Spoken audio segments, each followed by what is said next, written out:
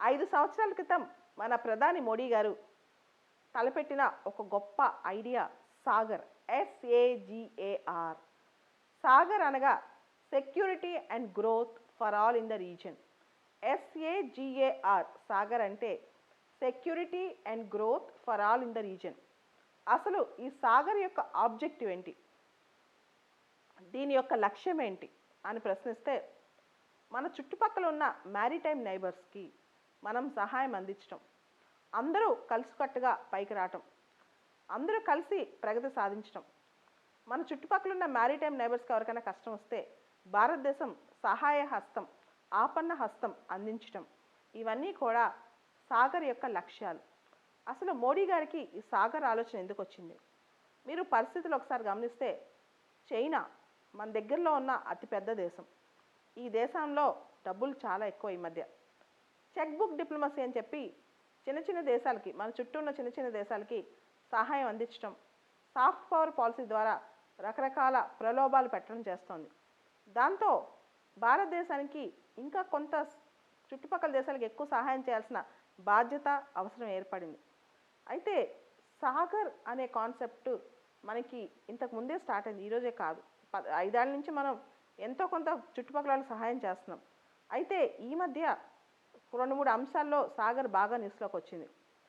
నిన్న INS ఐరావత్, భారతదేశం యొక్క నౌకాదళం యొక్క నౌక ఐరావత్ సూడాన్ దేశానికి ఫుడ్ ఎయిడ్ తీసుకెళ్ళి అందించింది.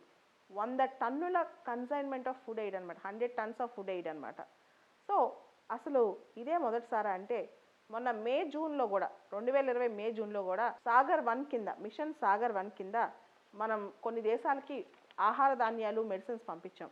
Maldives, Mauritius, Seychelles, Madagascar, Comoros, ఈ దేశాలకి మనం ఫుడ్ ఎయిడ్, మెడిసిన్స్ పంపించాం. ఇప్పుడు సాగర్ 2 కింద నిన్న Sudan, South Sudan, Djibouti, Eritrea దేశాలకి మనం ఫుడ్ ఎయిడ్ పంపించాం. సో భారతదేశం ఇలా దగ్గరలో ఉన్న దేశాలకి ఆపన్న హస్తం అందిస్తోంది. అయితే మనకిక్కడ సివిల్స్ పాయింట్ ఆఫ్ వ్యూలో Maldives, Madagascar, Mauritius, Comoros, Seychelles map pointing, తర్వాత Sudan, South Sudan, Djibouti, Eritrea map pointing చూసుకోవాలి.